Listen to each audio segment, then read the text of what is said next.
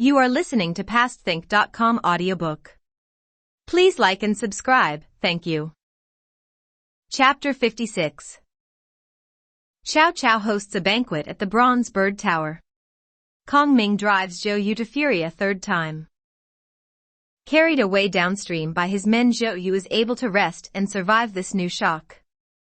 Deeply conscious of the mess he has helped create, he writes from his sickbed to Sun Quan.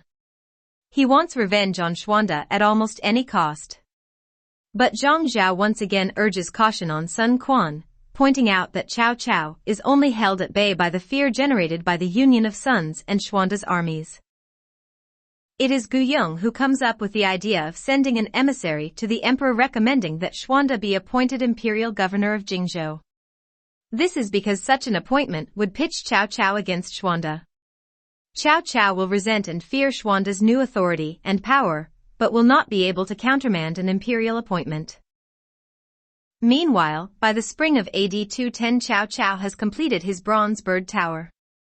This astonishing building, with its 3 tall towers, lined by walkways and decorated with glittering gold and jewel decorations, is his pride and joy, and to celebrate its completion he hosts a festival. At the celebration banquet, poets are invited to compete with each other to see who can write the most flattering ode. When they have finished, Cao Cao delivers a mockingly self-effacing speech. I'm but a simple, ordinary man. All I've ever really wanted is to live quietly in a humble cottage in the countryside, but our turbulent times have meant I've been exalted by being made a military commander, and have had to come to the rescue of the emperor. All I ever want to be remembered for can be best summed up by what I hope might be written on my tomb. Here lies Lord Cao Cao, the Han general who quelled the West. Never forget, it was I who got rid of Dong Zhuo, crushed the yellow headbands, destroyed Yuan Shu, defeated Lu Bu, exterminated Yuan Shao, conquered Liu Biao, and so brought peace to the empire. I'm the most important of all His Imperial Majesty's servants, and without me, who knows, many might have tried to seize the throne for themselves. I always hold dear those words of Kong Fuzi about King Wen and his perfect virtue, and if I could I would give up all this power and retire. But this is sadly not possible at the moment. If I were to retire, someone would probably try to kill me, and then what would become of the Han dynasty? You clearly have no real depth of understanding of my position. This self-congratulatory prose causes all the officials present to kowtow and proclaim how immensely wise he is, unequaled by any of the great ministers of the past, not even those historic heroes Yi and the Duke of Zhou. It is at this precise moment that the emissary Hua Xian arrives with the petition from Sun Quan and the request that Xuanda be made the governor of Jingzhou. This shatters Cao Cao's aplomb, and he erupts with fury. Asked by Qingyu why this news so upsets him, Cao Cao says, Xuanda is truly a dragon standing in the midst of everyone else. However, he's not until now been able to find his true destiny. Now he's like a dragon released into the ocean. That's why I am troubled. Qingyu says, all this is a plot by Sun Quan to get you to attack Xuanda, because he too fears Xuanda. He wants you to take him on so he can win by divide and rule. But I've a plan to outwit them both and turn Sun and Xuanda upon each other. His plot is to have Zhou Yu given a senior appointment as governor of Nanjun, elevate Qingpu as governor of Jiangxia, and give Hua Xian a post of honor at court. That will set Zhou Yu against Xuanda as his greatest rival, and we can sit back and watch them destroy each other. How about that for an idea? And so it comes to pass. As Qingyu foresaw, the appointment hardens Zhou Yu's desire for revenge on Xuanda and Kong Ming. After heated discussions which also involve Sun Quan, Lu Su once again proposes that, rather than war, he will try diplomacy in order to regain Jingzhou, and once again he sets off for Xuanda's base. When news comes of his arrival, Xuanda asks Kong Ming what he should do. Kong Ming says, act dramatically as one deeply offended, and then I will step in to be the voice of reason. Lu Su is ushered into the presence of Xuanda, and as diplomatically as possible raises the issue that Jingzhou really belongs to Sun Quan, and when might they expect Xuanda to hand it over? Xuanda bursts into tears and seems inconsolable. Lu Su is taken aback, and at this precise moment in comes Kong Ming. "Do you know why my lord is so distressed?" he says. Yes, he agreed to hand back Jingzhou when he took the western riverlands. However, the ruler there is Lu Zhang. He, like my lord, is a member of the imperial family, so he cannot attack him, for he would rightly be criticized for such inappropriate behavior. So if he were at this stage to hand over Jingzhou, where exactly would he live? And in not handing it over, he of course understands that he is not behaving appropriately to his now new brother-in-law. Can you see the awful dilemma he is in and why he weeps so uncontrollably? Just to pile the pressure on even more, Xuanda's weeping rises to a new level of intensity and emotion.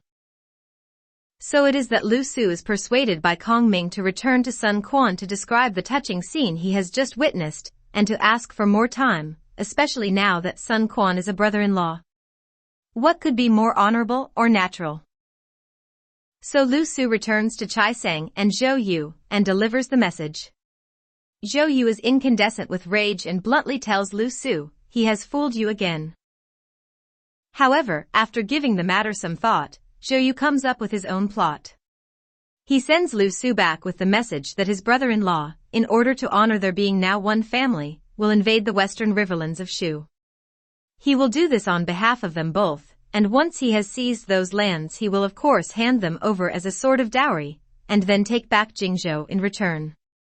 However, Zhou Yu also confides to Lu Su that he has no intention of invading the western riverlands. His plan is to appear to set off to invade the west, but en route suddenly turn and attack Jingzhou. So off goes Lu Su once again. And once again, before Lu Su is ushered in, Xuanda and Kong Ming consult.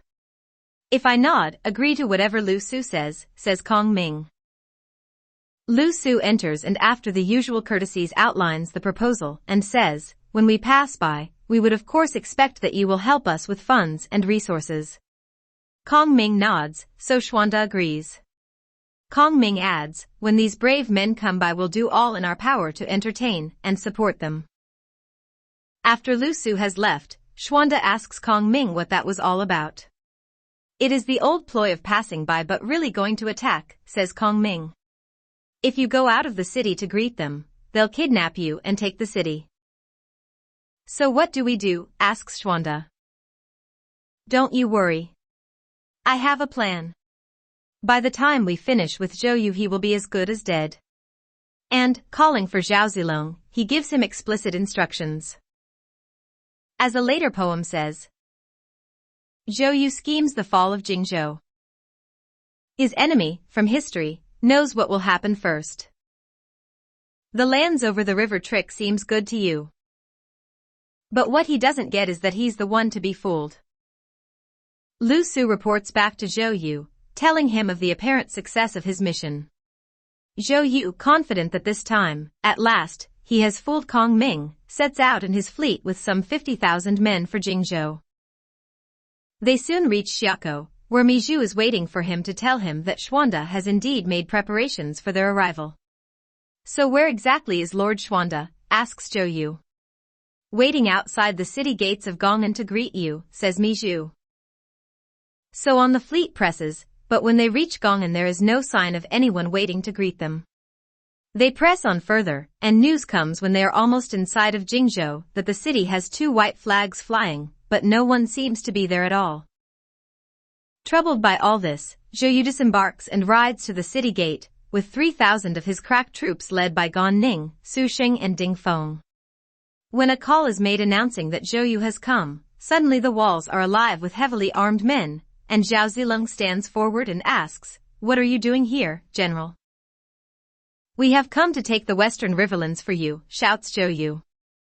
"I'd have thought you knew this." "Well, actually," shouts back Zilong, "what we know is that you're using the old trick of marching past in order to attack, and that is why I'm here to prevent that. For, as you know, my lord is related to Lu Zhang, as both are members of the imperial family. How could he sanction such an attack? The disgrace would mean he'd have to give up all his dignity and authority and live in seclusion in the countryside. Such would be the shame this would bring upon his head." Realizing that his plot has been foiled, Zhou Yu starts to turn back. But then news comes that a vast horde of soldiers is advancing on all sides, led by Guan Yu and Zhang Fei, by Guanzhong and Wei Yan. They are beyond counting, says the messenger, and all chant that they want to seize you. The shock is so great that Zhou Yu falls with a terrible cry from his horse, and again his wound bursts open. What now will be Zhou Yu's destiny? All will be revealed.